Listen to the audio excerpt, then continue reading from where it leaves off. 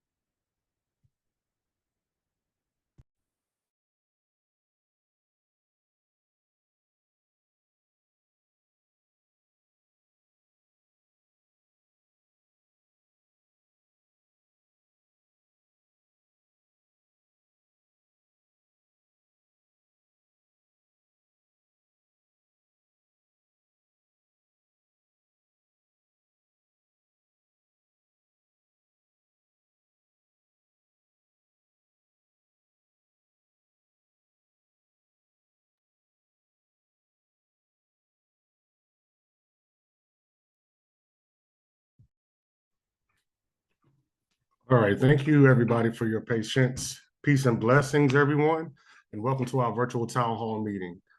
Thank you for joining us today. I'm JD, organizer with All of Us or None, and I'll be your host for this session. The purpose of today's meeting is to discuss ending slavery in California, current initiatives on the upcoming ballot, and to address any questions or concerns you may have about the decarcerate future of this nation. The fight for ending the last vestiges of slavery extends beyond mere legislation. It's a mere imperative and declaration of our commitment to human rights and dignity. By abolishing any form of slavery and voluntary servitude, we align ourselves with the principles of true freedom and equality that our nation was founded upon. This act is not just a reflection of our values, but a promise to the future generations that we will not tolerate any remnants of any oppressive past. Every voice raised in support, every action taken to advance this cause, strengthens our resolve and brings us closer to a more just society. Our unity and determination are our greatest strengths. Now is the time to mobilize, to educate, and to advocate fervently. We must engage our communities, our representatives, and all who believe in the fundamental right to justice, equality, and freedom. Let us seize this moment with unwavering courage and conviction. Before we begin, I'd like to acknowledge and thank each and one of you for your ongoing contributions to society, especially during these challenging times. Your resilience and dedications are greatly appreciated. To start us off, we are joined by Vonya at Starting Over Incorporated and Pastor Curtis.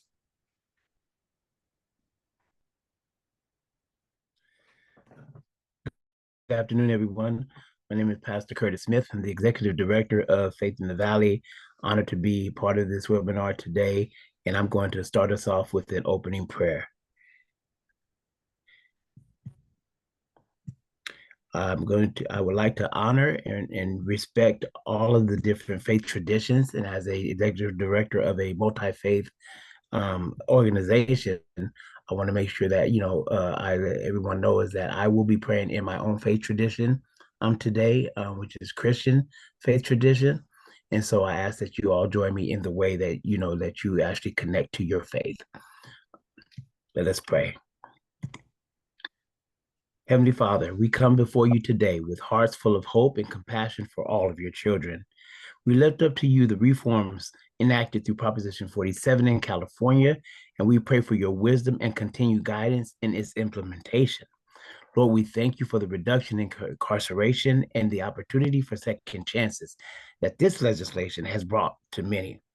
We ask that you continue to bless those who are working towards rehabilitation and restoration, that they may find the strength and the support that they need to rebuild their lives. Father, we pray for the communities that have been impacted by these changes. May your peace and justice reign in the hearts and lives. Help us all. Please help us to see the value and dignity in each other and every person, regardless of the past, regardless of anything that we've done, and to extend our grace and mercy as you have shown to all of us. We ask that you guide our leaders and policymakers to make decisions that reflect your love and justice. May they be instruments of your will, working towards a system that is fair, compassionate, and restorative. Lord, we lift up those who are struggling with addiction, mental health issues, and the scars of their past. Heal them, Father, and provide them with the resources and support they need to find a new path. Surround them with your love and the love of a supportive community. Lastly, we pray for the victims of crime and their families. Bring them comfort and healing, and help us all to work towards a society where your peace and righteousness prevail.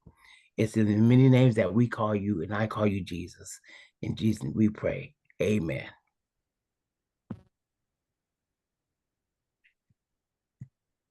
Good. Thank you for that. And good afternoon. My name is Vonya Quarles, and Jamal, I don't blame you for not trying to tackle that last name.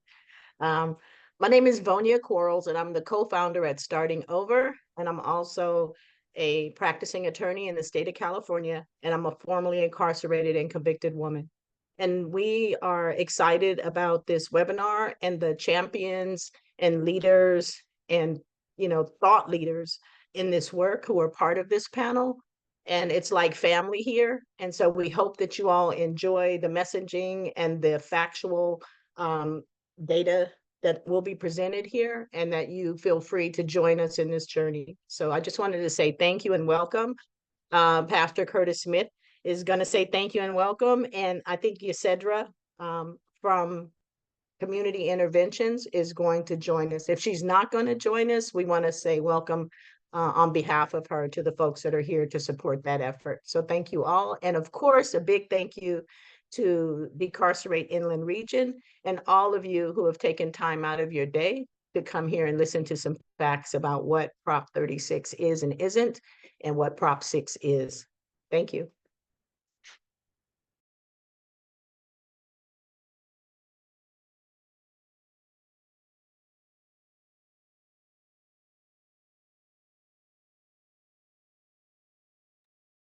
Thank you, Vonya and Pastor Curtis. Here is our agenda for today. We have lots of information about Props 36 and Prop 36, 6 and Prop 47. And we'll also be having a panel with some speakers from our partners from the Decarcerate Inland Region Coalition, and some further steps that we can take to protect our communities from this dangerous rollback against criminal justice reforms that we are seeing.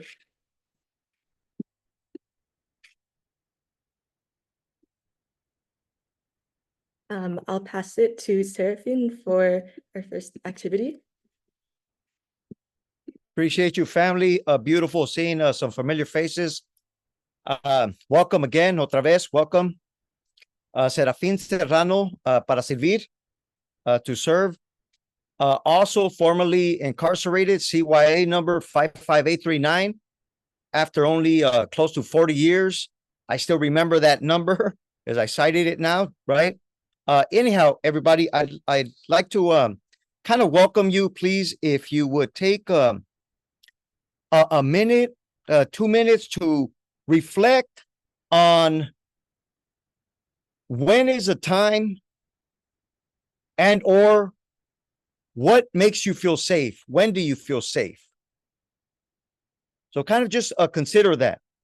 You can think in the here and now. You can reflect 10 years back, 20 years back. I know we got various generations here, right? But consider that. When do you feel safe? When did you feel safe? In fact, I probably will invite you to consider shaving, however old you are, wherever your age is, better yet. Going back to our earlier years, our childhood years, right? When did you feel safe? What made you feel safe? So please ponder on that, reflect on that, move in that space. And if something already comes to mind, I please invite you to drop it in the chat. If you'd like to share out, please, we invite you. Anybody like to share?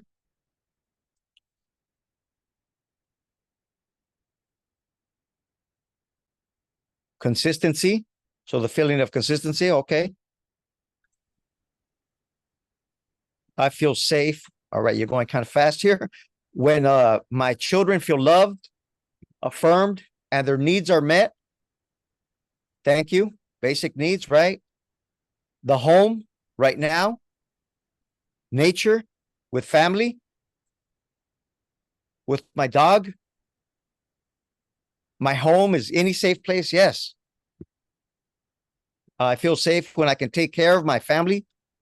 Yes, right. It's our nature. When I'm alone. Yes, thank you. That's definitely mine. When I feel innocent as a child and I knew nothing in the world and only the time can reflect on being or feeling safe. Yes. Right? Those memories are in us. Right? When lost or at play. When lost at play or art. Yes, the arts. Right? We got some facilitators here of the arts to return us to our nature, caring for my family, my neighborhood, neighbors in Pomona, home stability, community, family like neighbors, watching out for each other, painting,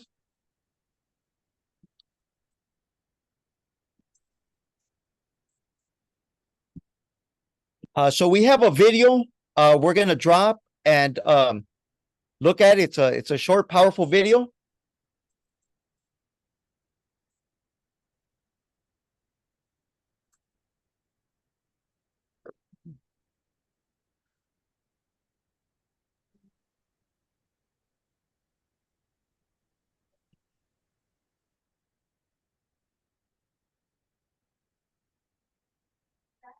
Yeah, you could close.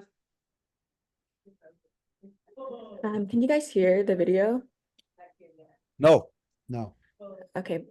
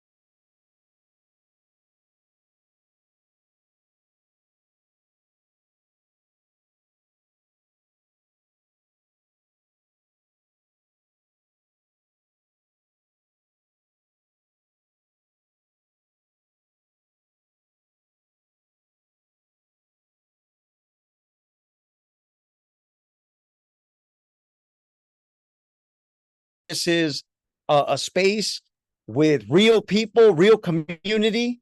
The courts, right? That wasn't mentioned. No one mentioned that. So again, everybody, welcome.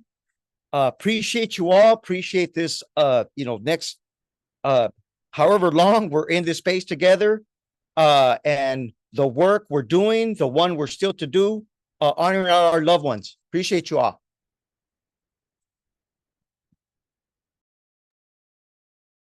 So much, Seraphine, and thank you everyone for bearing through the audio issues. Now let's get into it.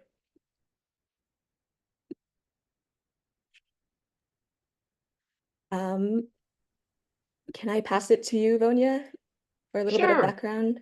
Sure. And I'm the background person because I remember I was here when Prop 47 was a dream, a hope, a vision. We know it didn't do everything, but what it was promising was phenomenal and the first of its kind. And so in this region, the Board of Supervisors decided to unanimously oppose Prop 47. And that petrified some of us. It's like, wow, if the Board of Supervisors and all these city council folks are against it, what are we going to do? And so we began to base, build, and organize, and we were able to get Prop 47 to pass in the Riverside County area and statewide. Many of you who are in this call and the orgs that you are working with were working just as hard to ensure that Prop 47 passed.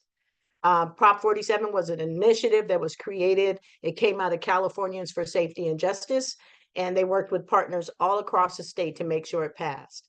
So it passed on the 2014 ballot, and every year since then, folks like law enforcement, the badges, the people that say they're part of public safety, but their actions don't mirror that title. So we don't say public safety when we're talking about law enforcement. Public safety is what we bring to each other. And so just making that distinction, what we do know about 47, it has helped to do what it promised to do. It took money from CDCR and reallocated it to community investments. It has, I think at this point, it's more like $800,000 had been reallocated to community-based organizations and using government entities as the pass-through for those funds to address things like reentry, the K through 12 for at-risk youth, for victim services. Those things were funded through Prop 47, and that's the reallocation component. You see on the slide that it talks about reallocate in the third column. What it did first was it reclassified 6 low-level felonies that used to be misdemeanors before the drug war anyway, but it rolled those back to misdemeanors. And so instead of people having felony baggage related to simple possessions or petty theft or even petty theft with a prior, they were now being reclassified, which meant if you were in custody, you could receive a resentencing and be released. And we know several people still engaged in this work a decade later were released because of Prop 47 reclassification. So the resentencing, they would go to court if they were still in custody and be resentenced to misdemeanors. And of course, we've talked about the reallocation of those funds. And those were low numbers because we know that Prop 47 actually saved a lot more money than that, but that's what the Legislative Analyst Office deemed the amount of money to be, and it's been coming to the communities.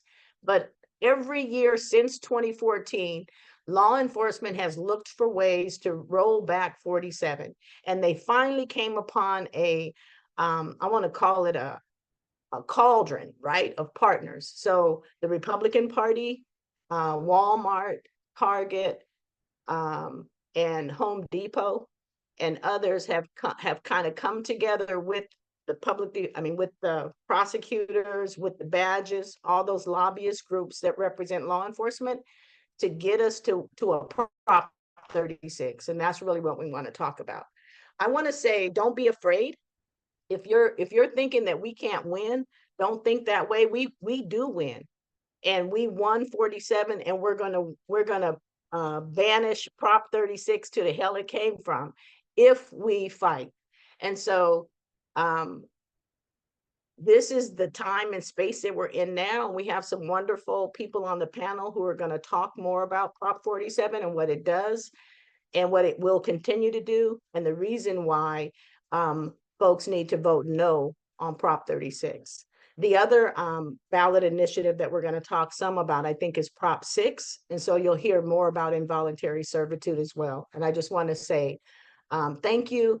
We are just getting started. We're just getting warmed up, and we're going to fight until November the 5th.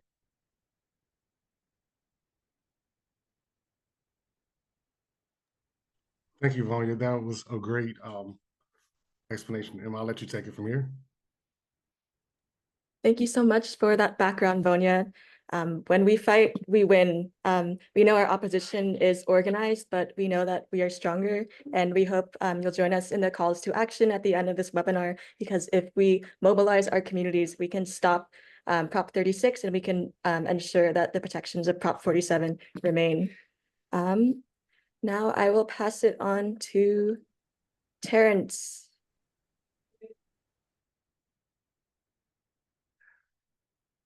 Can you go back to the slide before this one? Is that cool? Is that cool? Boom, mass incarceration 2.0. That's what we call this prison spitting scam, this prison scam known as Prop 36.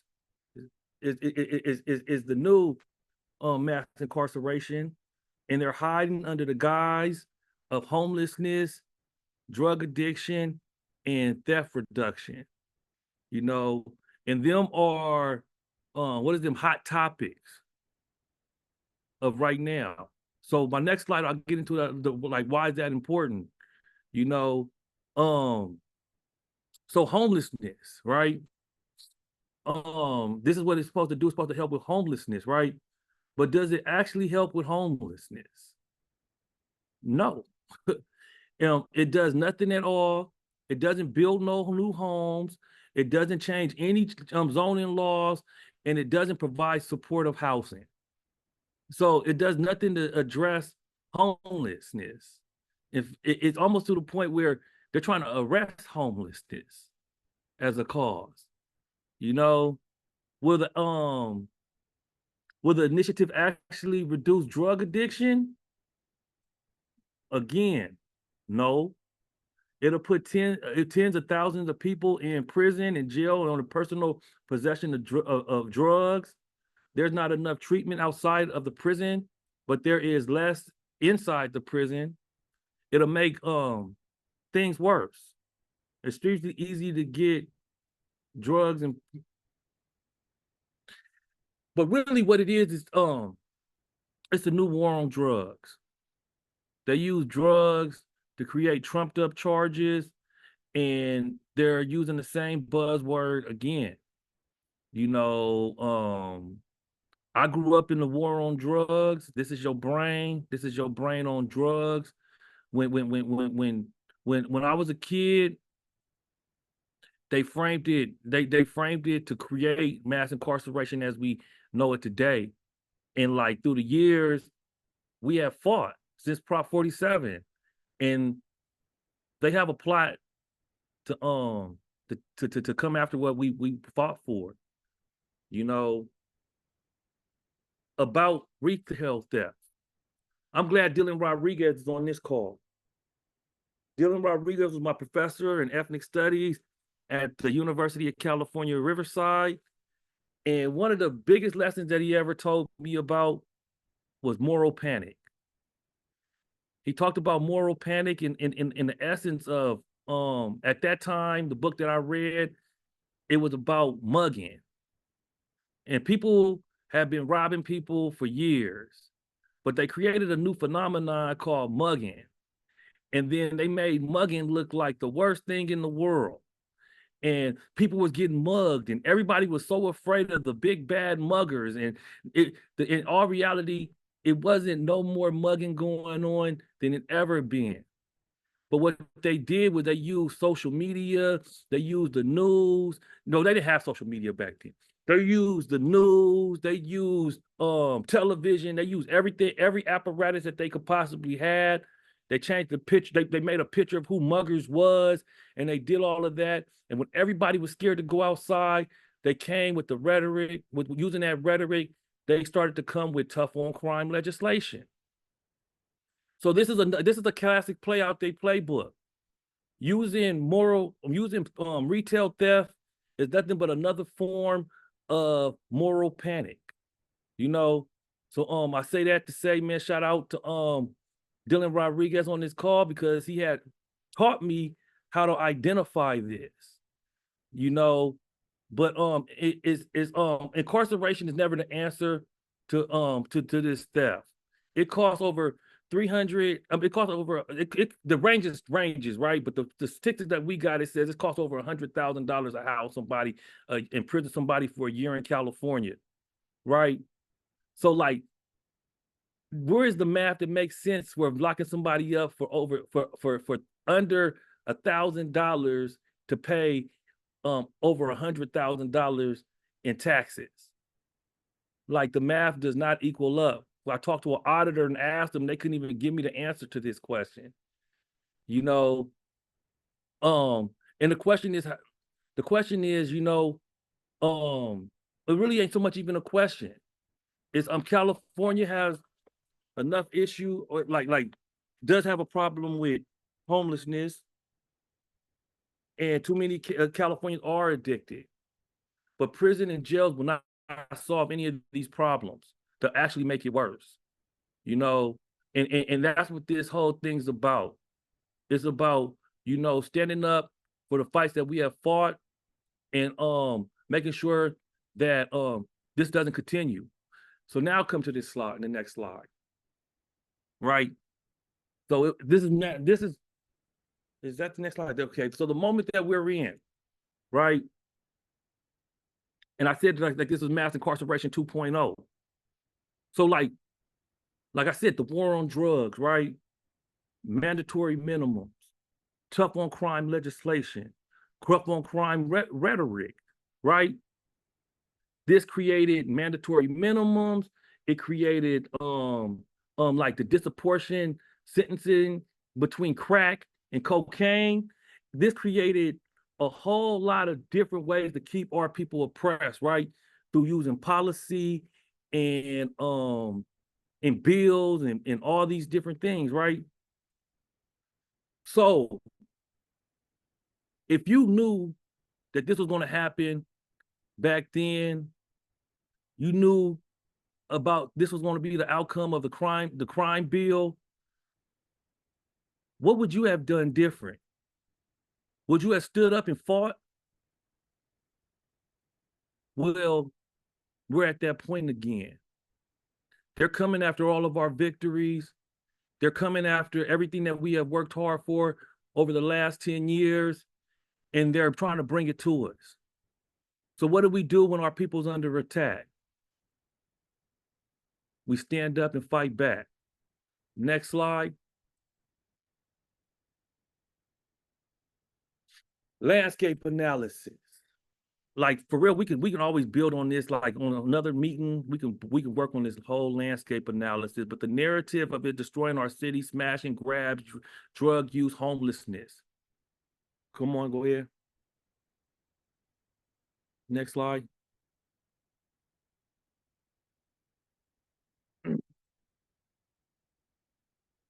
But like still, like the crime rate ain't going up. You know, it's not.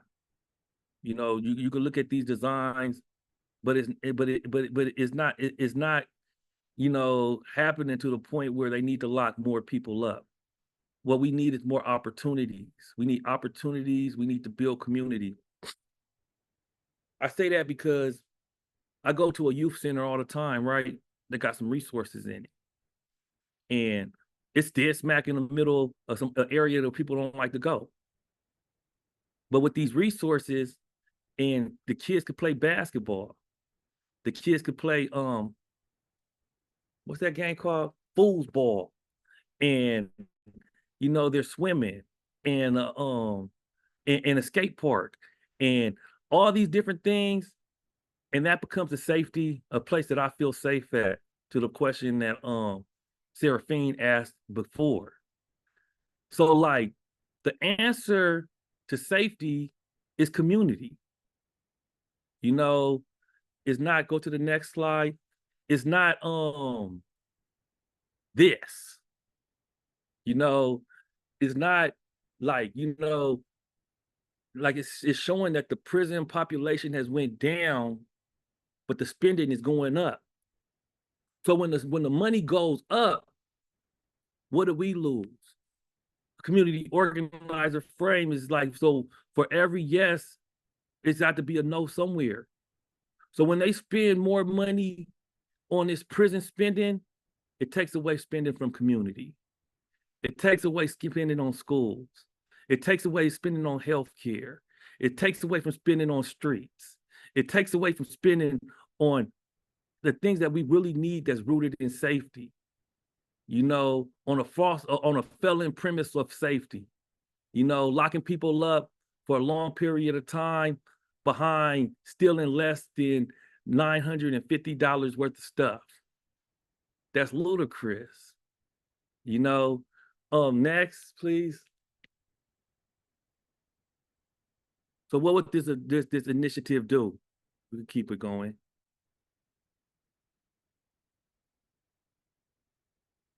It increases prison spending.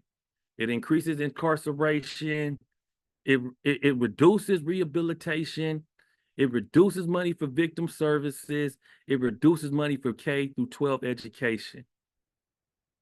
Increased prison spending, increased incarceration, like rehabilitation is healing. This is me. I have been rehabilitated. I've been sober for a couple of years now, right? And that's been one of the most liberating feelings I ever felt in my life. it's liberating. Reduce money for victim services. These trauma recovery centers all throughout the state of California is funded through this Prop 47. Unaddressed trauma is a problem in California, but everywhere. You know, unaddressed trauma drove me to the streets. It drove my grandma to not want to go to church no more. It pretty much destroyed my family. And who knows what would have happened if I had somebody to talk to. Maybe I wouldn't be a formerly incarcerated person. You know, it reduces money through K through 12 education. California at one point in time in K through 12 education was number 1. It was number 1. I think now we're like number what, 50? You know,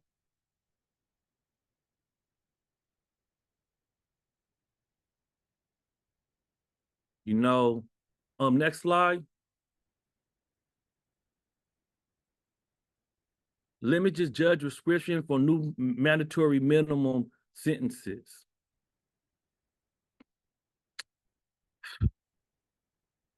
Reduce long mandatory prison sentences for people possessing any study that's been known that contains fentanyl.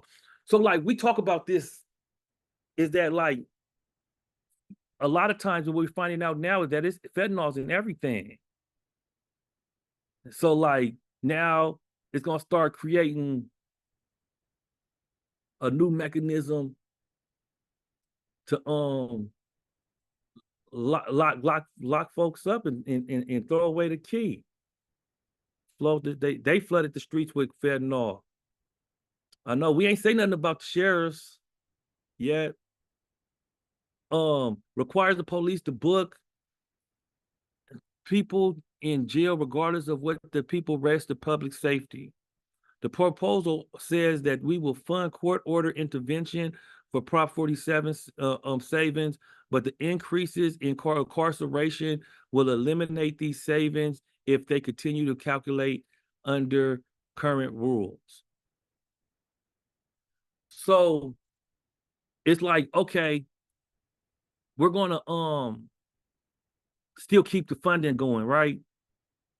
But the way, like you said, it was reclassify, reallocate, what was the other retroactive. So like reallocating, right, the money that was spent from prisons to putting it into community-based programs. Once they start locking people up, and there's gonna be no savings to reallocate. So that's how they catch you, you know. So like forever, what they try to do is they've been listening to us. And they said that forever we was like, we need to invest in community. We need to invest in programs and rehabilitation. So they said, okay, what we're going to do is say that we're going to give y'all, we're going to still fund it.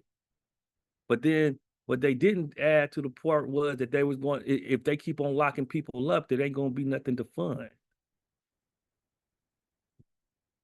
Next one.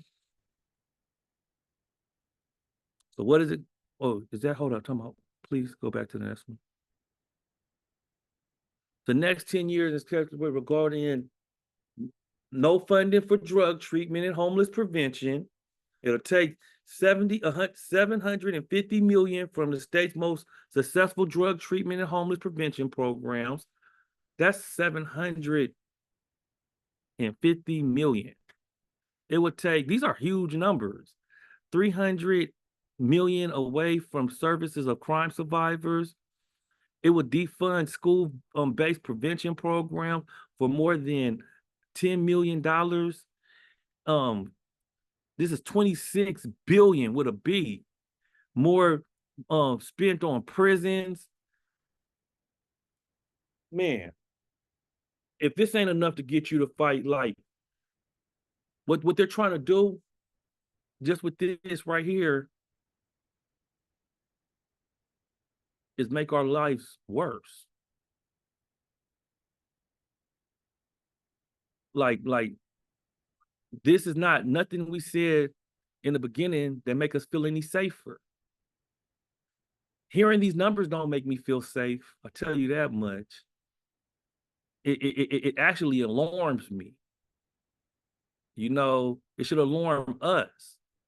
13 billion in court costs. The proposal will overly impact poor Californians of color. We're the target. You know, homelessness, people on drugs, people who are stealing.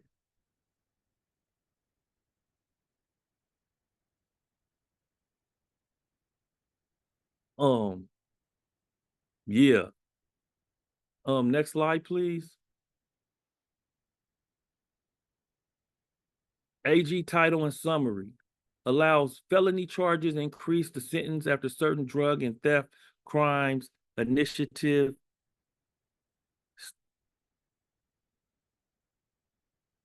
I'm stuck on this word.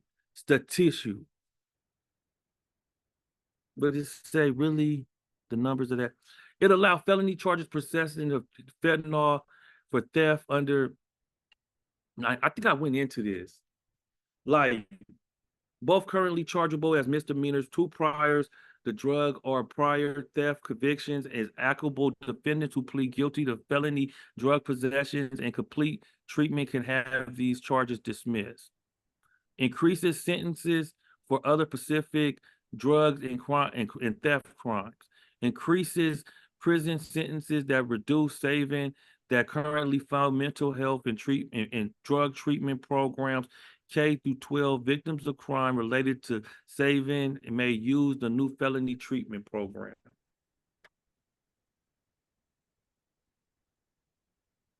Man, this is disheartening. I feel like they have reincarnated the Whigs, the founding people who created some of the most racist and disheartening legislation that has plagued our communities since the beginning of time. This is what they're reenacting, if you ask me.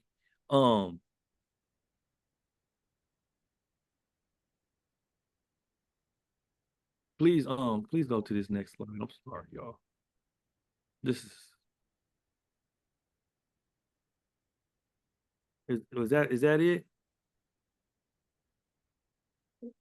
Definitely. Thank you, Yeah. Brother Terrence. And don't My be bad. disheartened, Terrence. I'm No, sorry. I know. I didn't make my But I didn't make my conclusion. I'm sorry. okay, all right. No, I'm sorry. I said this before. What do we do when the people are under attack? We stand up and fight back. Vanya said it too. She remember when the board of supervisors voted against it. Me and Vanya was running phone banks at the same time. We were actively involved, and this city was to the point where the city council wasn't for it. The board of supervisors, we never heard of nothing like this, right? But we got up and we used our voices, and we won in Riverside County. You know, and like what I know for a fact is we wouldn't have won if it wasn't for people like us. You know, it takes all of us. You know, it takes teamwork to make the dream work, because this bill is a nightmare. And like, it's going to take all of us to get up and fight for a better future, you know, and it's going to be we're going to fight hard all the way to November 2nd, I believe, right? 5th. Prop 47 passed on November 4th. So it's November 5th, right? But the fight has just begun. We're going to have to continue to fight. we're going to have to build the momentum to be the change that we need, you know. And so like, yes, I get not like I get overwhelmed sometimes because historically what they done to our community, what we have fought for, and what they continue to try to do to our community. But I'm happy and hopeful for is that this time it's a whole lot more of us on this call ready to fight for what's right. With that said, I'll pass it back to you, Vanya. Thank you so much for that background on Prop 36, Terrence, and the importance of why we need to show up to the ballots in November and spread the word to our communities. We can't fall for this pro-law enforcement, pro-tough on crime narrative that is going to push us right back into that failed war on drugs era, seeing the only solution to our social problems as warehousing people out of sight. Now we'll go into I'll pass it to Fidel, who will go into the impact of Prop 47, why we know these reforms work and need to be protected. And thank you again so much for that wonderful presentation, Terrence.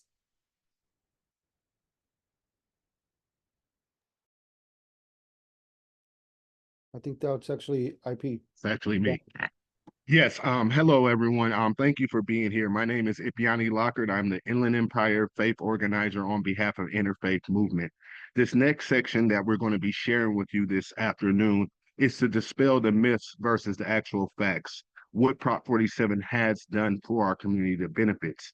This will be presented in 3 sections. The first section will be focused on reclassified offenses. The second section will be focused on recidivism and the data and statistics, the statistical impacts of Prop 47. And the third section will conclude us with community programs and resource. Basically, as you see on the screen right here in front of you, Prop 47 basically was a reclassification. It helped address some of the issues in 2014 where prison overcrowding. With the passing of Prop 47, we had financial savings.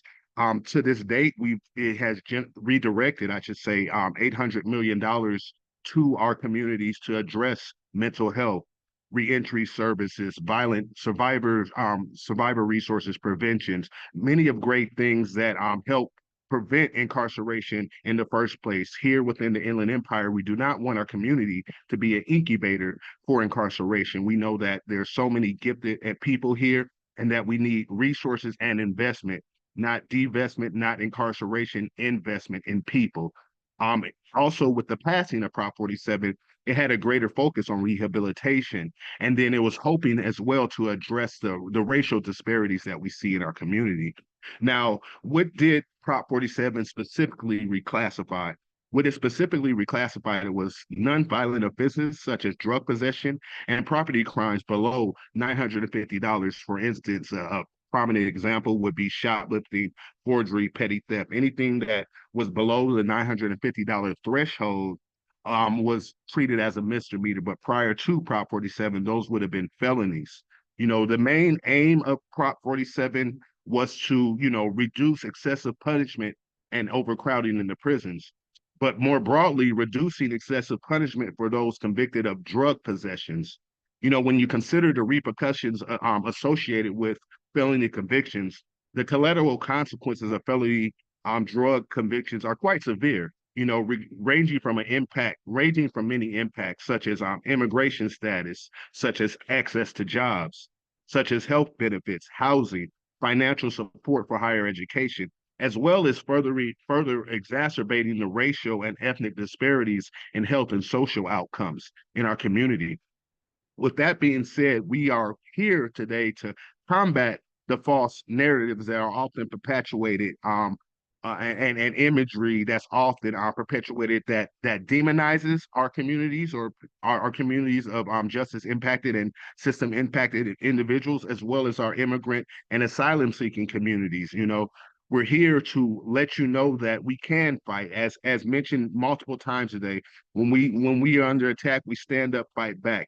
We know that they have a lot of money. They have the money, right? And they want more because they're greedy, right? They don't value us. But we, as long as we value us, we can build us and we can fight for us and we can win for us. You know, the last thing I want to leave you with before I pass it over to Serafine is that, you know, currently it costs over $130,000 to incarcerate a healthy individual. Just imagine if we had made that kind of investment per year in our youth or anyone in our community. What would you do if we invested $130,000 into you each year?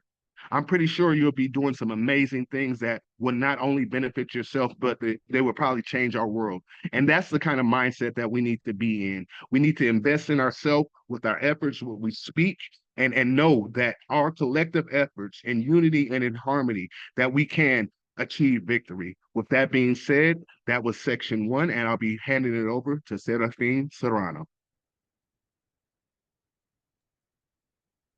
Thank you, brother. Appreciate you all. You know, we got a very powerful slideshow with some bullet points here, family, that we'll go into in the next minutes. However, I really want to ask all of you to, as we are going through these, to reflect on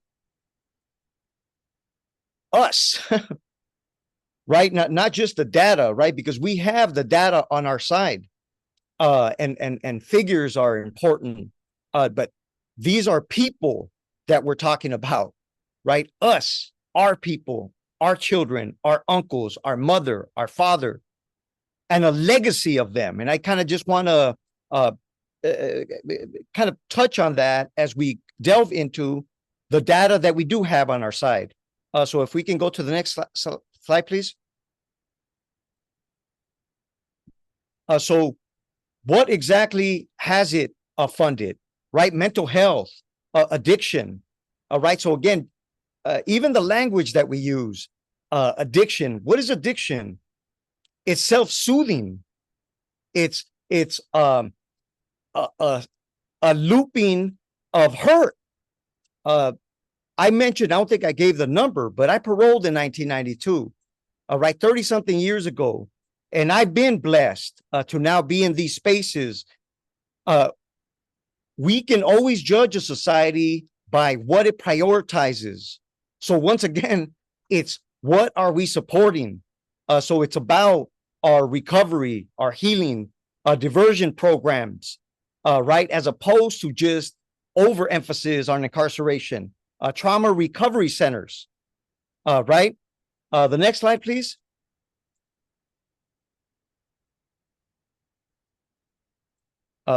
Yes. So once again, let's talk about figures here, right? Let's talk about recidivism. FYI, I learned the word recidivism while I was in YTS in Chino in the 90s. I remember I heard of what the odds were of my coming home and staying home. That was my introduction to recidivism. So again, folks, we got it. We got the data on our side. Our folks show a lower rates of reoffending after completing Prop 47 reduction programs. It costs, get this, once again, where are we prioritizing? 3,000 per participant compared to over 100,000 per year, right? Where our priorities are in more incarceration, which we've done of. We're living in a legacy of it. This is still residual, right? We've had 10 years of Prop 47, but just rolling it out, right? I don't know about you all, but man, I'm a work in progress, right? I didn't need one chance or two chance or three chance. I needed multitude of opportunities, right? 69% of Prop 47 recidivism reduction funds have been allocated to local behavioral health departments.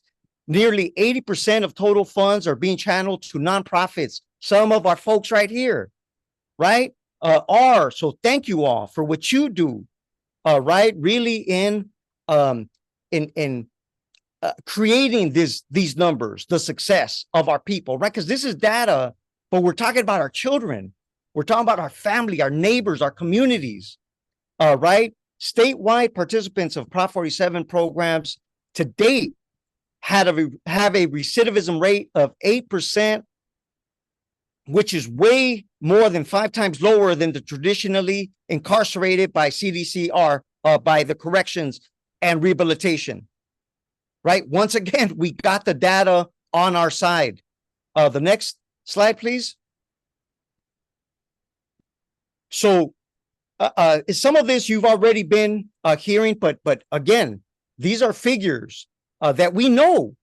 All right, we know, and whenever we're in these spaces with our peers in the community, fortunate to maybe go and inform not only our community, but even those folks that might be in a reactive state. Please cite these figures. Many of our Prop 47 participants that were unhoused, unemployed, had low educational attainment when they began services, are benefiting, have benefited, are entering now these spaces where it's our nature to look out for each other. All right. What do we need? We need us. Participants who identified unemployment as a goal and completed program requirements have had a reduction in unemployment, right? It works, right? The proof is in the pudding. What are we investing in training, in housing, in healing, in trauma recovery centers? Prop 47's year investment in community, again, it was said earlier, it saved us, right? All we've done is redirected the monies. So it's almost like we've experienced a teaser of a success only to now have these efforts wanting to be rolled back, which is foolish, right? We better than that. All right, next slide, please. So lastly, folks, right, the proof is in the pudding. What have we been investing in, right? Before Prop 47, there was but one trauma recovery center in Cali, right? We now have 23 of them. Now, what's a trauma recovery center? A place where our community members, our loved ones, can go and get the services, almost a one-stop of getting therapy, of survivors getting what they need, right, to process, to heal, to connect, right? This is us, right? I'm sure in this group we have folks that are serving in those capacities, right? That are in community in that capacity. Let me cite a mentor, my father, Greg, that kinship is not about serving another, but it's about being at one with another, right? What we have right here, all right? In the 7 years since the passage of voters, Prop 47 has successfully reduced California's reliance on harmful and costly incarceration, right? Once again, we're in the field, we see this, right? This is data, but I see it with our young people, with our community members, getting diversion programs, getting anger management, getting therapy, right? But again, we've just started, right? I can't emphasize that enough, right? Having the privilege of being alive, of being off parole for decades now, that we're just getting started, right?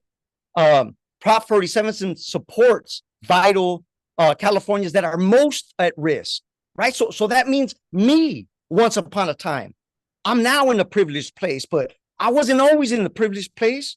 My loved ones are still not all in a privileged place, right? So again, what are we investing in rather than divesting on what's been working, right? Prop 47 provided people who had passed, I think we kind of spoke of that a little, but really emphasizing how that looks, how that feels. Again, some of us have experienced that with those felony records, and now having the opportunity of ridding them, of having a clean slate, right? Of having a second chance, a third chance to begin to thrive. Because when we thrive, guess what? My being out and being safe meant my daughter was safe, meant she was in a different, she had a different trajectory, right? So that she's not only able to be alive, to survive, but to thrive, right? So far, more than 1 million Californians have reduced old felonies and their records to misdemeanors. Again, giving them hope, giving them opportunities that otherwise, I remember, were not afforded and are still not, are still navigating those, right, difficulties, those barriers, right? It's not like everything is 100% the way it needs to be, but there's been some progress. So lastly, family, like, no, like this is about not just justice, it's about smart justice. Right. Another mentor of mine that I haven't had the privilege of meeting yet, Dr. Cornell West, justice is what love looks like in public. Right. So where are our priorities? It is about sustainability. Right. And lastly, all of those things are about safety. Right. Because when I'm safe, you're safe. When our community has those basic essentials met, we're all safer. As y'all can tell, I'm passionate about this, folks. Appreciate you. Thank you. Thank you so much for that, Serafine. I'm going to go back a few slides and pass it back to Fidel.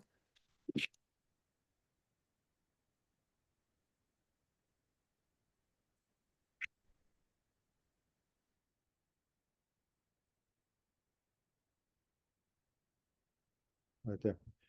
Yeah, thank you. Thank you for that. That's really that's the real. That's the real, right? What makes our community safe?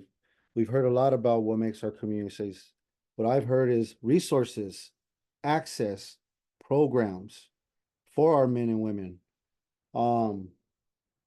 So this makes me think about, okay, well, what resources are available? What programs have been available for our community? And this is not just something that I'm mentioning, but everyone is more than welcome to look at the California Board of State and Community Corrections website, where you could get this information about what counties have received the funding for Prop 47 and what some of those funding streams provided. Like we heard some of our folks say here, they provided resources, they provided mental health, diversion programs. Some of the grantees, that there was 24 grantees that received some of this funding, and Corona received over $1 million. Los Angeles County Department of Health Services received $20 million. And these programs, when we're talking about our kids, right? Our K through 12, these diversion programs. So what? By rolling it back, we want to take away from our kids? That just doesn't make any sense. When we're thinking about what has been working, right? Recidivism rate is declining. We saw some of these statistics right here, some of these resources that provided that information. So when we're thinking about it, right, the more services that we have for our communities, the more safer our communities feel, right? Because we know our folks are getting the resources they need, whether it's mental health, whether it's for substance use disorder, whether it's housing, whether it's diversion programs, whether it's trauma recovery centers. All these different things is what makes our community safe. So it's important to be more aware, right? To look these things up. That's why I mentioned the California Board of State and Community Corrections, because it gives a really good breakdown of all the services that are being provided, where they're being provided at. We may not know exactly where they're being provided at, right? But once we start, but we're knowing people that are getting access to these resources, right? Because of the programs that we're involved in, because of different organizations, because of the collaborations, because of the different programs that some of our schools may have, whether it's mental health services, or whether it's mentorship, or whether it's transitional housing. These are some of the benefits that we've seen for our communities, and that is what makes our communities safe. Thank you.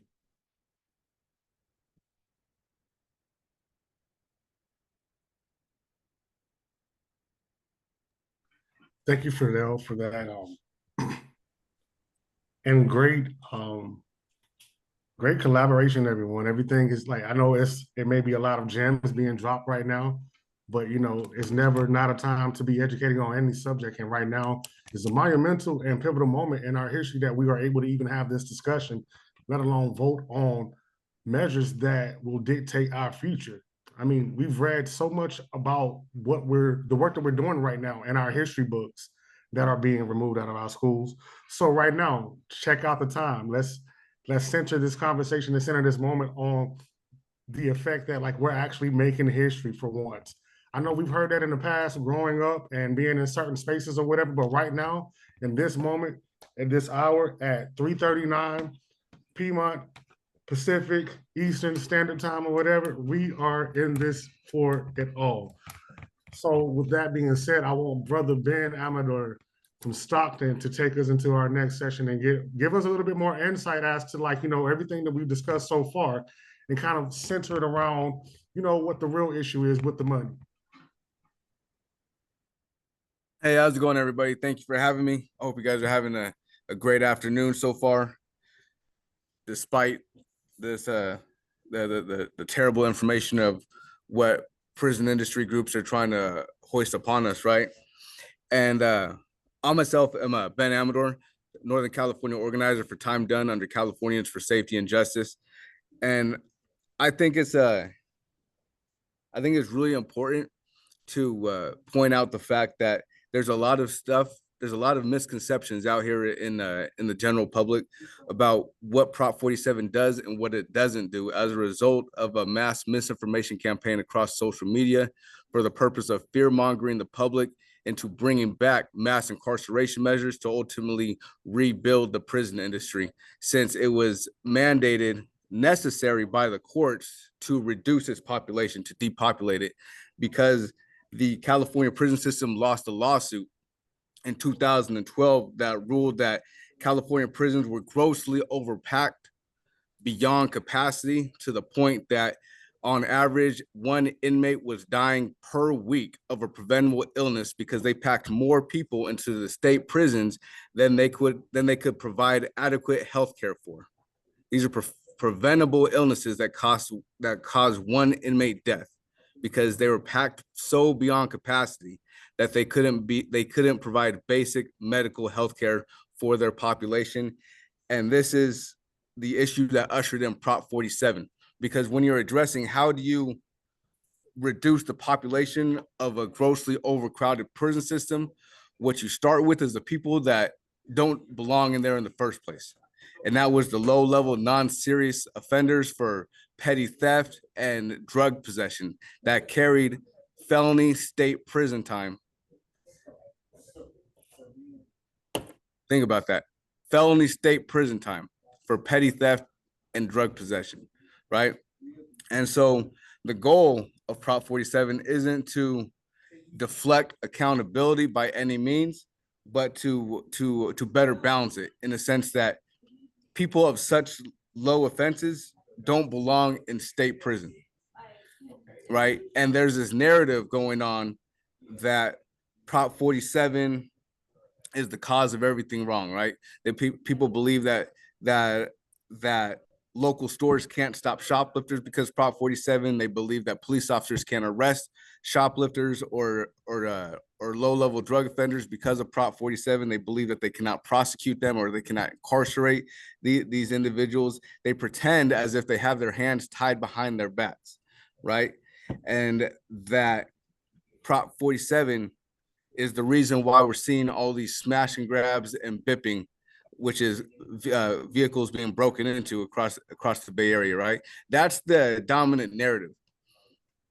The shocking part is that all of that is a lie, provably lies, right? That they have people, as a result of this social media mass misinformation campaign, they have people believing that store workers cannot stop shoplifters. Store workers are told are instructed by their own corporate policy not to interfere in shoplifting because of insurance rates and premiums reasons. And people believe that law enforcement cannot arrest shoplifters. They believe that prosecutors cannot prosecute shoplifters, and they believe that people cannot go to jail for shoplifting or low-level drug possession. The truth is that there is absolutely nothing in Prop 47 that prevents or prohibits police or courts from arresting, prosecuting, or incarcerating individuals for petty theft or low-level drug possession, right? And so what's the facts in that? The facts is that below the $950 threshold for petty theft and drug possession for a prior, that these offenses only covered under Prop 47, the only offenses really that are covered under Prop 47 are still very much arrestable and carry 6 months in jail for petty theft and 1 month in jail for drug possession for a prior. So the fact that they say that their hands are tied, they can't make arrests, that they can't incarcerate individuals, that they can't get people off the streets, that's just an excuse for them not to do their job. Because if you dig deeper into the issue, you will see that police actually have a 7% arrest rate for property crimes, which means 93% of the time when it comes to property crime, they do absolutely nothing about it. Not even an arrest. We're not even talking about prosecution. We're just talking about arrest, which is basically just slapping cuffs on individuals. 93% of the time, they do absolutely nothing about it. And then they step back and they blame Prop 47 by making up legislative language that is not in Prop 47. And then they go on social media and then they blame Prop 47 for cars being broken into and these crazy smash and grabs, these sensationalized crime reporting that they got going on with the smash and grabs and the bipping. The craziest part about that is that Prop 47 has nothing to do with that, because smash and grabs is felony burglary that carries 3 years in prison. Bipping, breaking into cars, is felony auto burglary that carries 4 years in prison. These offenses have absolutely nothing to do with Prop 47 that cover petty theft, misdemeanor petty theft, and misdemeanor drug possession, which, by the way, still do carry 6 months to a year in jail. So the intent of Prop 47 isn't that people shouldn't be held accountable for breaking the law. They are still very much sentenciable to county jail time for these offenses. But the intent and the language, the legislative language, is that we do not need to overcrowd our state prisons with people that do not belong in such a high level facility in the first place. So with that said, I'm going to move on to what we have. To what we have right here is the conclusions of a cost analysis that was contracted out by Californians for Safety and Justice on Prop 36.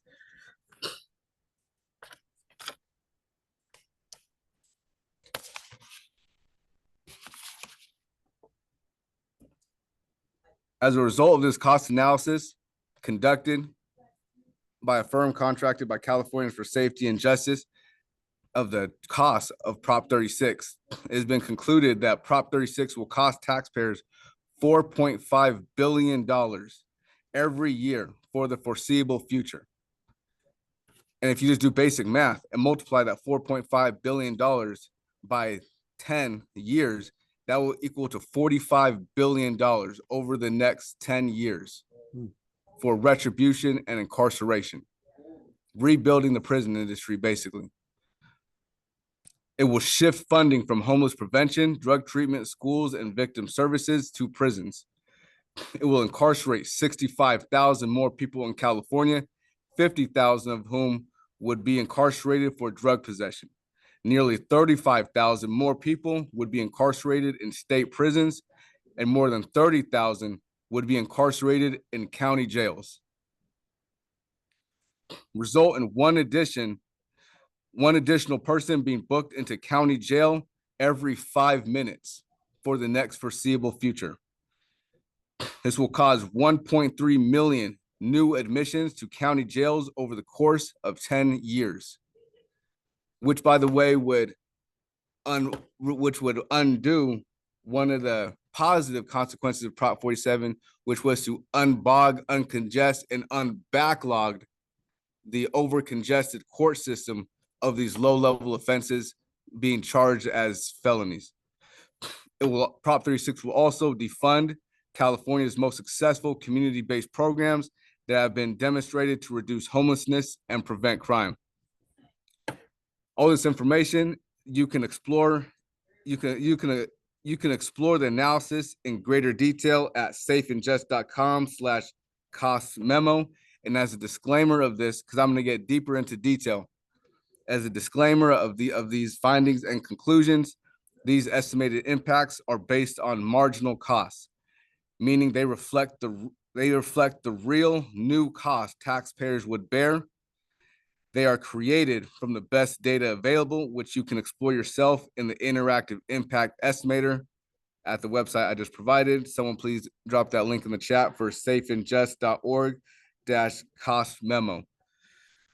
This impact estimator transparent about the certainties and uncertainties of the inputs that underpin these estimates and allow you to change the pre-populated inputs to modify the results. Informed people will, of course, make different assumptions where data are lacking, yet all reasonable assumptions yield a clear result. Prop 36 would cost California taxpayers billions of dollars each year and result in incarceration of tens of thousands of people, majority of whom will be Californians of color. So here, now on to the more specific conclusions of this cost analysis of Prop 36. Prop 36 defunds Prop 47 saving funds, taking away funding from homeless prevention, drug prevention program, victim services, and schools. Now I'm going to dive into a more detailed breakdown, which is going to be a 3-point breakdown. First, I'm going to give you the policy change. Then I'm going to give you the impact of the policy change. Then I'm going to give you the 10-year cost of that policy change, point by point. First policy change. Defund programs operated by the board and state of community corrections that provide homelessness prevention, drug treatment, diversion programs, and more. The impact of this policy change is 72,000 people will not be helped through effective crime prevention programs. That's 72,000 people. The cost over 10 years for that policy change is $767 million cut to existing programs. Next policy change, defund school-based programs. Impact, approximately 100 school districts will see cuts to their school safety programs. Cost over 10 years, $295 million not spent on school safety and delinquency prevention.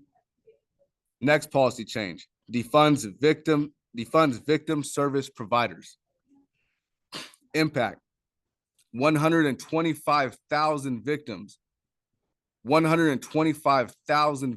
of violence will encounter limited and reduced services at trauma recovery centers. Cost over 10 years, $118 million will not be spent on victim services, including trauma recovery centers. That's over the next 10 years, $118 million cut in victim services.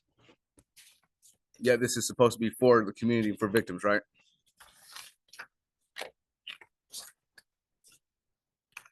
Next policy change. Turns possession of drugs for possession use after 2 convictions into a treatment mandated felony. Impact, more than 56,000 people each year subject to court-ordered intervention. Cost over 10 years, $1.2 billion. Next policy change, incarcerates people who do not succeed in treatment in county jail or state prison. Impact, 21,000 more people sentenced to jail, 14,000 more people in prison. Cost over 10 years, $1.5 billion in county jail expenses, $500 million in state prison costs. Next policy change. Eliminates right to bail for people arrested for a treatment mandated felony and requires them to be held pending an individualized review. Impact: 56,000 more people admitted to jail each year pre-trial. Cost over 10 years, $75 million in county jail expenses, additional unknown costs related to booking. Ben, Yeah. we got 1 minute to wrap it up, so we go to the next one. All right. Well, these are all the itemized costs of Prop 47. That's going to go into the billions of dollars of additional jail and prison costs at the expense of our community investments and victim services and reentry services, as well as what this means in human cost. Because we're not just talking about numbers, we're talking about people. We're talking about us. We're talking about our loved ones. We're talking about our communities, not just numbers, not just crime statistics. We're talking about hundreds of thousands of people that will be locked up, that will be denied services. We're talking about billions of dollars that will be refunneled back into the prison industry, and billions of dollars that will not go to our communities. So if you break down the $4.5 billion.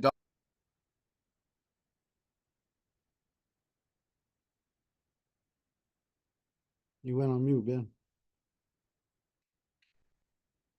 Oh.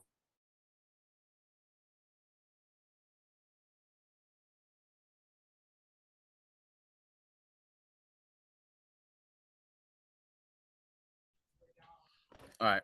Yeah, I got muted by the host. So yeah, I guess that's my cue to pass it. Yeah, and don't take it personal. We all got muted, Ben, and then there's questions in the chat. If you could share that information that you had, the stats, because it wasn't visible on the website. Thank you so much. That was very helpful. Come on.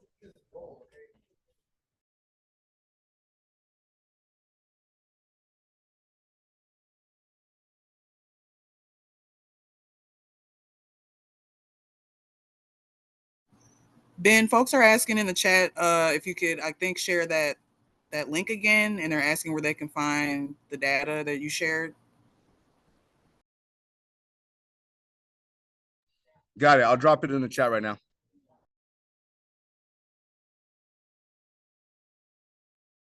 All right, great, Ben. As always, you've been a beacon and a great voice for the community. You're always dropping these gems and all this knowledge and stats and so forth. And we lean on you for this information, because if you don't voice your concern or, your understanding of reality right now or whatever, nobody else will. I think right now will be a great moment to transition into our Q&A session. Can we all agree to that?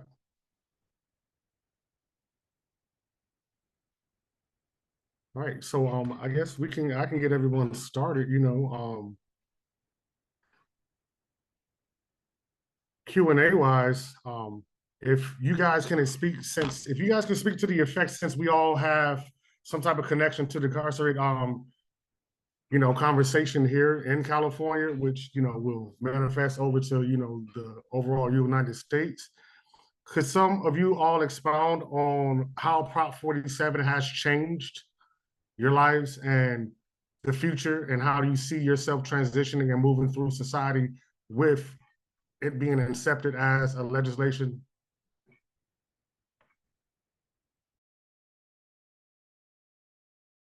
Now we can popcorn to anyone. Since I see Vanya first, Vanya, would you like to speak? Hi, I'm sorry. I'm over here multitasking. I had a lot going on, but anyways, hi. I did catch the whole question, but I'm assuming it's in regards to Prop 47. Is that correct? Yes, sir. Okay. Hello, everybody. My name is Robbie De Los Santos, and I can give you my real life experience for Prop 47, which has actually been heaven sent for me, because upon release, even though I was released it seems like I was still cuffed in a sense because I was bound by many, many obstacles as far as employment, housing, and you name it. You know, it was like I did my time, but yet I'm still doing time, even though I'm a free man. And when Prop 47 came out, you know, that just allowed me to that opened so many more doors for me, and it's given me a beautiful, blessed life that I have today. You know, and I owe all that just first to my God, and then to Prop 47 and the hard work that people like you guys put in, hit the concrete, and were able to make a better way for people like me. You know, and because I truly believe that Prop 47 has 100% saved a lot of people from going back into the revolving doors of CDC. Because, you know, if it wasn't for that, I don't know where I would be. You know, I was able to get a heck of a good job. You know, I got a house now, and it's just, you know, my life has been turned completely around. You know, because before Prop 47, I was struggling. I really was struggling. I was homeless. I was making bad decisions, you know, and it was like my hands were tied. It was because I was like, what else am I supposed to do? And then being a single father, yeah, you can only imagine the pressure that was on me, you know, and I didn't want to go back into the CDC, the revolving doors of it. However, it was like, what do I do? And my prayers were answered when Prop 47 passed, and I'm able to provide today. I'm a voting citizen. I got a great job and got a house, and it's just like I'm blessed, and it's only due to Prop 47. And I really appreciate everybody that's, you know, hit the pavement running to help get this passed. I appreciate you guys, and I love you guys. Thank you. Thank you so much, Robbie, for offering the insight into that and kind of also segueing our conversation to the next aspect of dialogue. You touched on a point where you said you were able to vote and feel comfortable in that aspect. Are there anyone else on the panel that has any lived experiences that relates to that voting aspect? Like, you know, is it more passionate for you now? Was it something that you never thought that you were going to able to, you know, participate in? Like, you know, just shed some light onto, like, you know, your civic engagement aspect of, like, you know, being reacclimated back into the society.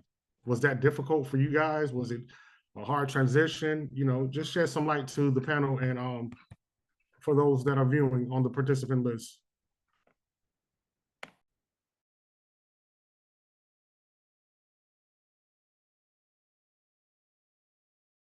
Arturo, you're muted. Hello, can you hear me? Can you all hear me?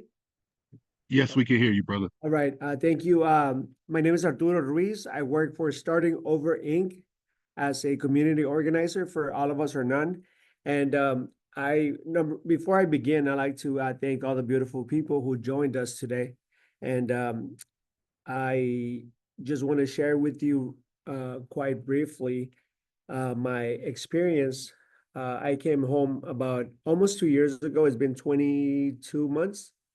I'm almost done with my parole program. And the difference between me being here today and thriving versus, I guess the opposite would be Prop 47. The reason why is because when I came out, I didn't have any know-how. It was my first time on parole. I didn't know how to navigate it, but I obviously met wonderful people. I met Fidel, and then I met Starting Over. So the program that we have here at Starting Over, it came out of Prop 47, which diverted funding from the prison or the carceral system to community orgs.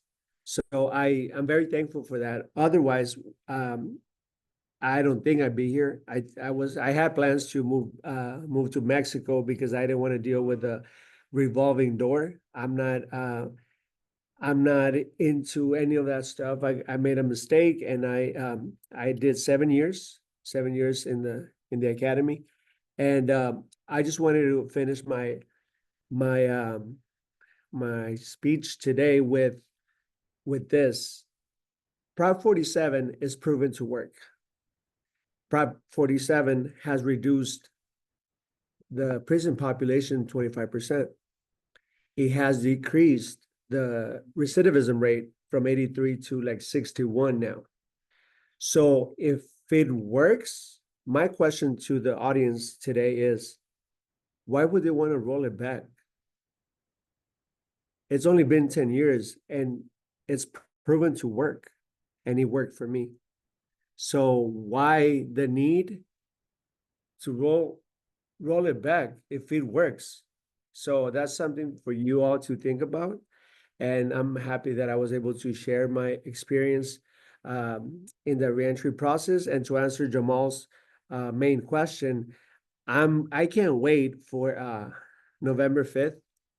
And I can't wait for us to continue to do this type of work so that we educate our community members.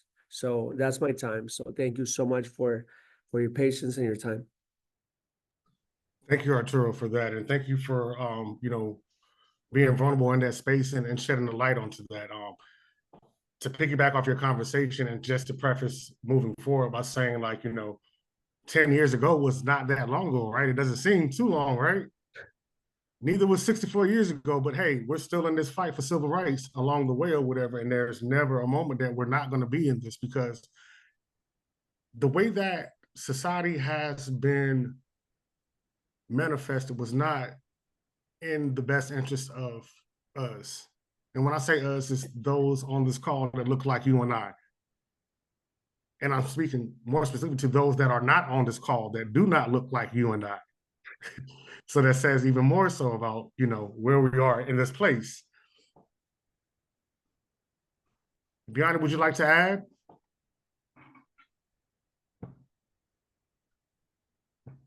Yes, I just wanted to say, it's just so important that we combat these false narratives and reassure people that their vote does count, right? Because so many people feel that their voice is not heard, or that they cannot make a difference. But that is a falsity. Each one of us has the ability to create change and cultivate change within our community. So I want everyone just to keep that at your mind's eye and within your heart, that you are an agent of change. You are a arbiter of justice and community safety ourselves. It is incumbent upon us to create the community safety that we desire and reflect the community that we choose to dwell in. Thank you, Brother Jamal. No problem, Brother Ipiani. Man, let's all just take a deep breath. Like, I know this has been a lot of information. We had a space where we're probably kind of like, overwhelmed with the information overload, but hey, that's always been my reality. I don't know about you guys, but hey, I say let's keep this train running. I would just like to highlight and just touch and circle back and centralize the conversation on Brother Serafin when he spoke about the criminalization of homelessness and the moral panic and the tough on crime rhetoric that has been created amongst all this conversation and so forth. And with saying that, I also would like to intersect this conversation and kind of ties into the connection which actually brought me here to this wonderful inland region to kind of do some type of internship work with organizing and so forth. I'm part of a bunch of different organizations, and we focus on things from civil rights to educational advocacy to shadow work and so forth or whatever. But I have someone on the call today that I want to introduce to you all, and they will be introducing some concepts and kind of tying in to everything, the conversation that we have been having. Her name is Paschal, and we are connected professionally through this organization called National Parents Union. We help families across the country on creating and leading policy and making sure that policies are implemented with fidelity. We're working on literacy across the country, which can be connected to incarceration, mass incarceration, school to prison pipeline, insurance, and so forth. So I just want to introduce you all to Paschal and let her give an insight as to her work and how everything is tied into this. And just maintain these connections and understanding of how far we have to go from where we are right now in this fight for social justice and equity. Hola a todos, and I won't take up too much time, but I'm Pascal Small. I'm the Deputy Director of State and Local Impact for the National Parents Union. Hola a todos. And I am so humbled to be in the space with these organizers as you all are doing liberating work and making sure that you do not have dehumanizing policies such like this, Prop 36 passed. When you were all sharing the different statistics and I was sharing them apparently only to the panelists and the host, so sorry if I was sharing it wrong in the chat, but when I believe it was Terrence was talking about where do we stand in education in California, California ranks 37th in education. And the literacy rate, so in California, only 31% of fourth grade students are reaching grade level proficiency in reading. It baffles and disturbs me that you see policy like this, which will cost billions of dollars to taxpayers and to families and communities of color, marginalized but historically resilient communities, when you have schools closing across the Bay and across Southern California, when you have students dropping out and you have chronic absenteeism, when you have things like truancy and trauma, when you have children that can barely read and do math at grade level, all the way starting in third grade, all the way up to 12th grade. So at the National Parents Union, we want to make sure that policy is community-centered, community-led, and liberating for all. When we see policy that is going to hurt communities, when we see policy that dehumanizes our communities, when we see policy that is criminalizing children and families, instead of investing in community, we're not for that. So we wanted to be in the space with you all. We wanted to make sure that we also tie to things like the literacy crisis that we have across the country and in the state of California. When you have folks talking about Prop 6 and why they want this to pass, Ben was like straight up giving facts and he was giving those numbers and the cost. And I'm like, that's right. You got to break it down that way, because can you imagine 4.5 billion annually? Do you imagine what that can do for education, what that can do for trauma-informed practices, what that can do for after-school activities, all the things that tie to potentially a child not going into the school to prison pipeline, to potentially communities and families finding economic mobility, and to be able to heal through generational trauma that has been imposed on them by broken systems. So I'm just here humbly with you all. I'll make sure I share in the link education facts, things around literacy that we're working at the National Parents Union.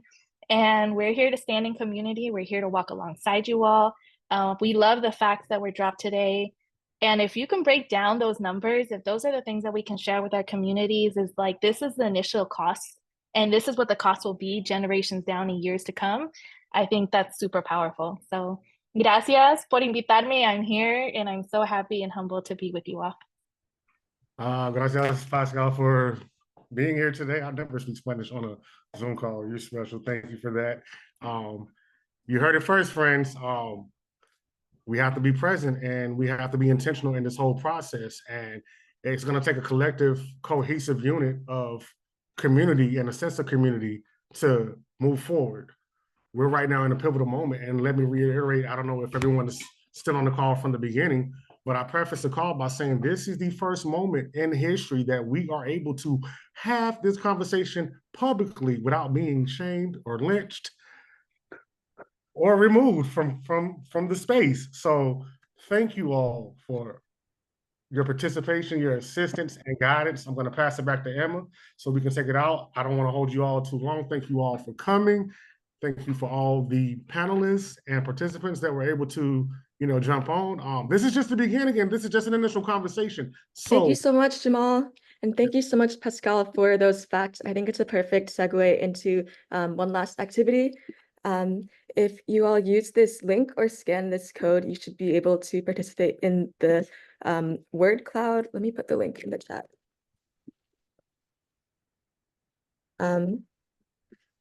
So as we know, Prop 36 is projected to cost California $26 billion in prison spending over the next decade.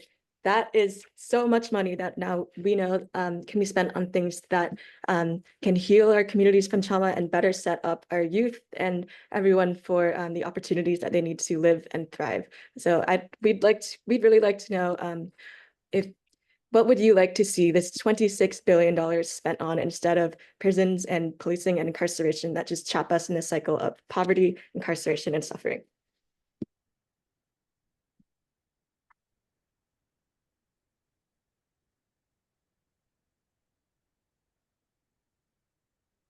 That.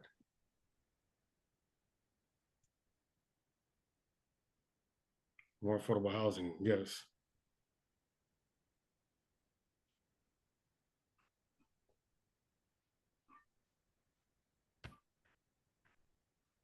I love these, and I feel like we're seeing a pattern here where a lot of these things are the programming that Prop 47 has been funding, that Prop 36 is threatening to remove funding from. It's beautiful to see what we can do in this world building imagination exercise of a world where we don't rely on prisons and incarcerations to solve these socioeconomic issues. Reparations, land back, de-escalation, affordable programming.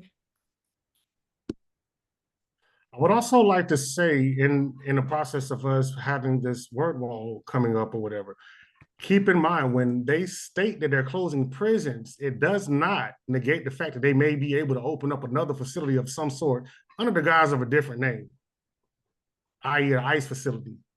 So be careful with how people disseminate information to you and how they try to bombard you with jargon, political jargon, and so forth. Be mindful, always ask questions, seek your own answers. Never take anybody else's for face value. Yes, thank you, Jamal, and thank you everyone for sending in your thoughts to this word cloud. It's beautiful to see like all the things that we can imagine and possibly see if we stop Prop 36 at the ballot in November. And now there's one more poll. If you go to, you should be able to go to the next page on the bottom. In a single word, how are you feeling? Are you energized? Are you ready to join this fight with us and to stop Prop 36? We're saying that solitary confinement is justified by dollars, not by justice. True rehabilitation goes beyond punishment and is rooted in education, therapy, and skill training. With this one word that you all are about to submit, be intentional.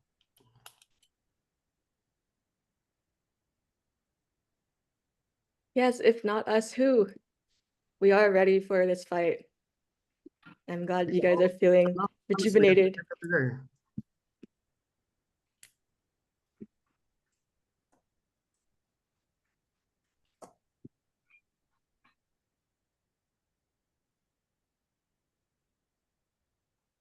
Raphael?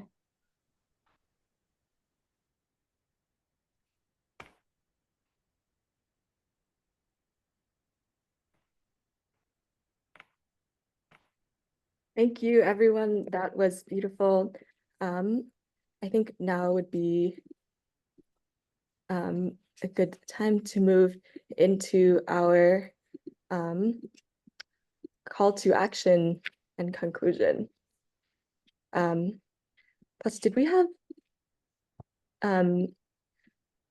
we had a question from Carrie from Center for Employment Opportunities, LA, which is how can we support you all in this movement? If anyone on the panel would like to answer that before we close out. I would like to start just by saying, hey, everyone stay connected. We shared our information within the chat. It's going to take a collective, cohesive unit for us to actually realize and actualize the future and reality that we want to see. So if we can stay connected on those bounds and stay true to that, I think we are in a great position to move forward in life. Amen. Amen. Well said, brother. As we bring up the call to action slide, one thing that we can do is connect with one another. There will be a follow-up email sent out with a lot of the toolkits, the resources, the call to actions that you'll see on the slide that's going to be displayed. And Arturo, on you. Oh, yes, sir. Yes, sir. Thank you. I'd like to invite everyone here in attendance to our phone tree banking. It has been proven to work wonders, and everybody who is available today. We're having a great Taco Tuesday events where we all come here, eat the best tacos in town. And also, we call our network, our warm market, friends, families, and family members. And we basically explain a little bit of what we heard today here. So today we start at 6. It goes from 6 to 6:50, 6:45. It's very light, very it's a lot of fun. And like I said, one of the best things is that we add to our work, and at the same time we're in community. So everybody's invited. Definitely. Thank you, Arturo. Serafin, would you like to speak briefly about the Heal the Vote Crime Survivor and Just call to action? Yes, thank you, family. Thank all of you for your time. Right. So yeah, we're locked, loaded, and ready, right? No pun intended. Them tacos, brother, I'll be enjoying them vicariously. So enjoy. I dropped the link there.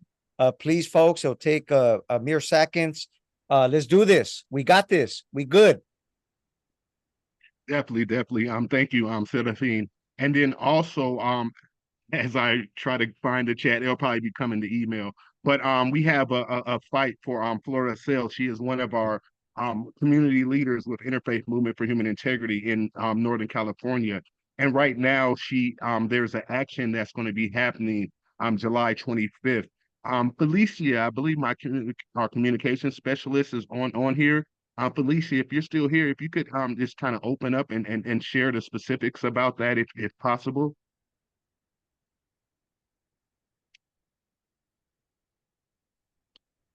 And you don't have to be on camera. You could just do the voice, if possible. If not, I kind of put her on the spot, you know what I mean? But it seems like she might not be able to do so. But yes, for those, if you could sign the petition that we have circulating, we're almost to our 1,000 signature mark. Flora Sale has children here. Her children have known nothing but the United States of America, and she has been here for over 2 decades. But right now, she's in the midst of awaiting her court hearing at I believe, the Stockton ICE detention to see to see if she's able to stay here or not. So if that's something that resonates with you, please sign on to the petition. And that it will be, she dropped in the chat. It's happening this Thursday, July 25th in Stockton. So if you could sign the petition, and if you're in that area and you want to support, I'm going to drop my email address in the chat. Reach out to me. I can connect you with our Northern California staff. Thank you, yeah.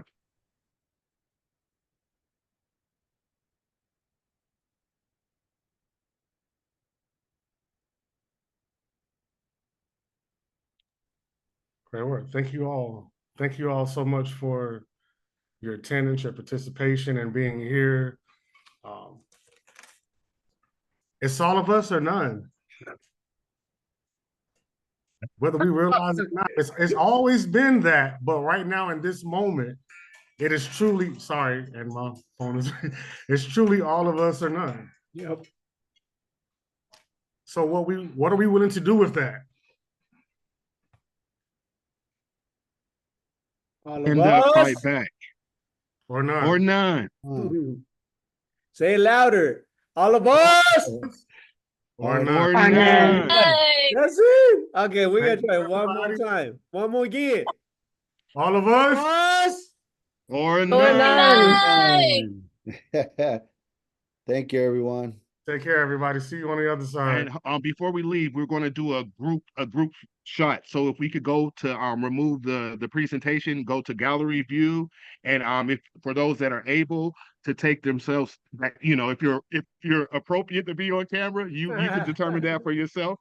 But we would love to have a group photo of everyone here. We'll capture one of the panelists, and hopefully we'll be able to capture one of our participants. So give us just a minute, and we'll make that happen. All right.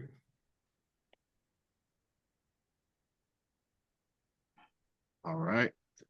Nice big smiles on the count of 3. 1, 2, 3. Awesome. Awesome. Well, definitely. All right. Well, if there's, I'll hand it over to Emma. And I believe that closes us out. Thank you, Brother Jamal and Emma, for leading and orchestrating this, and everyone that participated. We hope that you were inspired and that you were more informed about the fight that we have ahead of ourselves. And then also, we would definitely want to say, make sure you vote yes on Proposition 6 and vote no on Proposition 36. Wakanda forever. Oh, yes. Thank you, everyone. Thank you, fam. Take care. Peace, everybody. Thank you so much, Gotcha. everyone. Please make sure to stay engaged in this fight, continue to mobilize and educate your community against these tough on crime myths that we're up against. And like I put in the chat, I think you can sign the voter pledge that we had in that past link. We'll also be sending out these slides and some more resources and the recording after this. But yeah, you can sign the voter pledge that we have, and we'll be reminding you and sending out like more info about Prop 36 as we get closer to November. And yeah, just stay in touch. You can also sign up for our mailing list on our website and all that good stuff. Thank you so much, everyone, for your energy, all this information. And we're ready to win this fight. Thank you, everyone. Adios, gracias. Adios.